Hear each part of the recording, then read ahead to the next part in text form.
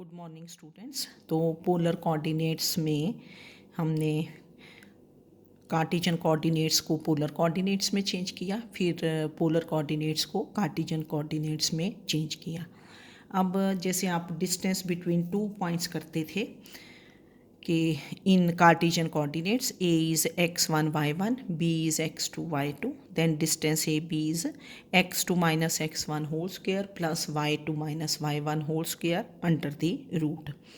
तो इसी तरह आपके पास होगा कि distance between two points p is r1 theta 1 and q is r2 theta 2। This is given by, ये पोलर कोऑर्डिनेट्स अगर हैं किसी पॉइंट के तो डिस्टेंस क्या होगा। दिस इज़ जैसे मैंने ये ड्रॉ करके बताया, ये आपकी पोलर एक्सिस ओ एक्स, ये पोलर एक्सिस होगी। फिर यहाँ एक पॉइंट P लिया, जब आप OP को ज्वाइन करते हैं तो डिस्टेंस OP क्या हुआ R1, और जो एंगल XOP है, एंगल XOP ये हुआ θ1, ये वाला एंगल पूरा θ1। और फिर यहाँ एक पॉइंट Q ले लिया, Q के कोऑर्डिनेट्स क्या हैं R2 θ2। When you join OQ तो distance OQ is R2, distance OQ is R2, और जो एंगल XOQ होगा वो होगा θ2, एंगल XOQ है ना, ये θ2। तो ये वाला एंगल XOP तो हुआ θ1, एंगल XOQ हुआ θ2। तो दैट मीन्स ये जो एंगल है POQ, ये एंगल तो ग्रेटर एंगल θ1 लग रहा है ना, तो दिस इज़ θ1 माइनस θ2। तो angle POQ this is θ1 minus θ2। Distance OP R1, distance OQ R2, और इनके बीच में जो OP एंड OQ के बीच में जो एंगल है वेक्टर्स के बीच में वो θ1 माइनस θ2। तो +1 में आप एक कोसाइन फार्मूला करते थे, तो कोसाइन फार्मूला क्या होता था कि जैसे एक ट्रायंगल है POQ जिस पे O पे आपको एंगल नोन है, तो डिस्टेंस PQ स्क्वायर, ये डिस्टेंस PQ स्क्वायर,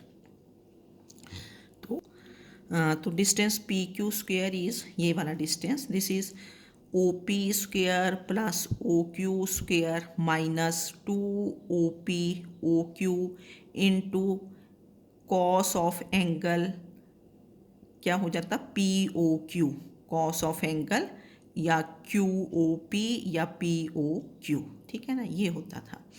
वहाँ आप R1 R2 जो भी साइड्स लेते थे ना, A यहाँ लेते थे साइड ABC, जैसे ऐसे ना ABC ट्रायंगल में A square plus B square minus, तो ये बनता था 2 cos C है ना, जो भी एंगल होता था।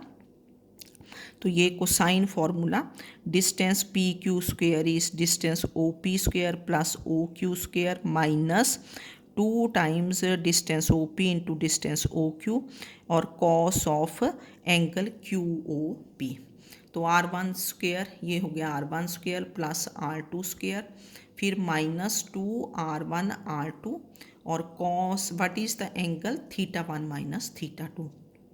अब हमें डिस्टेंस PQ निकालना है, तो आप चाहे कोसाइन फार्मूला याद रखो या ना रखो, तो आपने ये याद रख लेना कि डिस्टेंस PQ इज़ क्या होगा √ऑफ R1 square plus R2 square minus 2R1 R2 cos θ1 minus θ2। तो अगर यहाँ एंगल नेगेटिव भी आ जाएगा तो कॉस ऑफ माइनस थीटा तो कॉस थीटा ही होता है, उससे कोई बहुत फ़र्क नहीं पड़ेगा।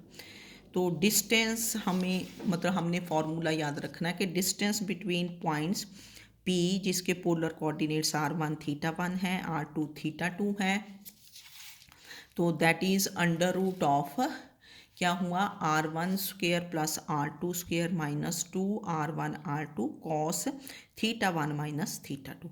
फिर आपका नेक्स्ट ये कि एरिया ऑफ ट्रायंगल करते थे आप, area of triangle whose vertices are, जैसे ABC, whose vertices are ABC, तो P इज़ R1 θ1 वो डिटर्मिनेंट मेथड से भी निकालते थे, वैसे भी निकाल लेते थे आप।